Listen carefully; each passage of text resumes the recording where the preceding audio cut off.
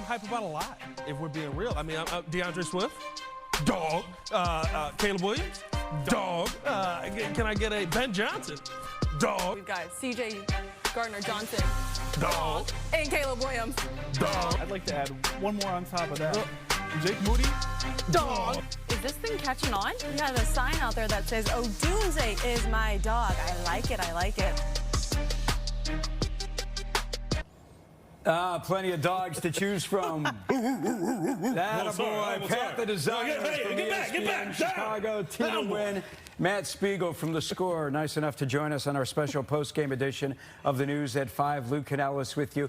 Time now for a segment that we do on After the Whistle on our digital and social platforms. After every Bears game, make sure you start to tune in if you haven't seen it yet. After that Packers game a week from Sunday, it's Who's Your Dog, where we discuss who is the best in show from today's game. And Pat, I'm going to start with you because I know that you roof. Oh man. Oh. Can I double dog? Can I get a dog? That was crazy. Can I?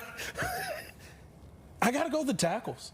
I know it wasn't a great day, but seeing what this offensive line was able to do, seeing a young Ozzie Trapillo in back-to-back weeks go up against two of the toughest team that you faced. Darnell Wright, a little bit of a rougher day today, but overall the offensive line dominated this run game, and you could run the ball off both sides fairly efficiently. Give me a little Ozzie Trapillo. Give me a little Darnell Wright in the run game. Were you hoping that he would start Trapillo instead of Theo Benedict now that Benedict's back and healthy? You know or did you want Benedict out there?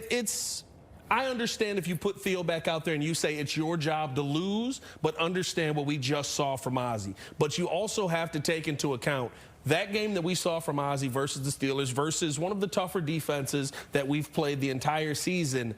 Ozzie had essentially the left side silent. That's a very different situation than what we had with Theo. Not to say Theo was playing poorly, but there were moments where you went, Theo got beat on that one. Theo missed that one. That's a tough play right there for Theo. We just didn't say that. And so I think when you've got the guy that you drafted in the second round walking in and playing extremely well, do you want to disrupt that? Probably not. So Theo is supposed to be the better run blocker. That's why I was kind of expecting to see Theo if both were healthy. But Ozzie blocked his butt off today in the run game. Yeah, especially in the run, yeah. And he makes the GM look good because don't forget, they selected Ozzie Trapillo on the second round. And you're waiting for the second rounder to prove why he was selected so high. Tina, who's your dog? My dog, okay. Last week I said Nahshon Wright. I'm going to go with Nahshon Wright again this week. Back-to-back weeks here. He is my dog of the day. I mean, he went from being a depth piece on this Bears defense to a straight-up ball hawk, 5 interceptions. But today, he stopped the tush-push right there. So my dog of the day is Nahshon Wright. The story behind Nahshon Wright is just incredible. I mean, this guy spends 3 seasons in Dallas. He has 1 interception, started 4 games with the Cowboys in 3 years with the Cowboys. Comes to Chicago with Al Harris, all right, who was a DB coach in Dallas. Harris saw something in this guy. What a great story. Loses his coach, man. So emotional just a week and a half ago.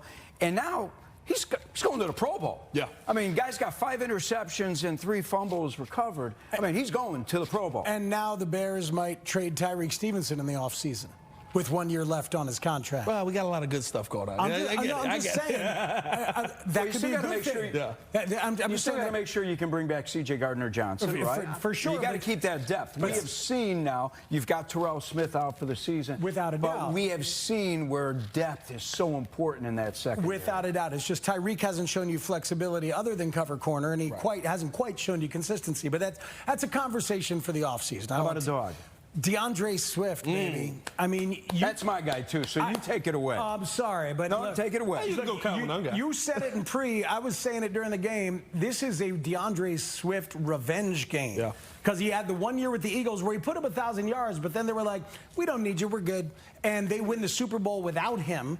He then comes here and has kind of a year last year where he ran kind of soft. He did not run soft this season from moment one.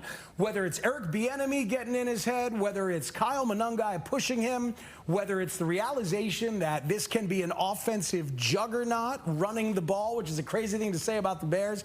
He has run with purpose all year long and did so today.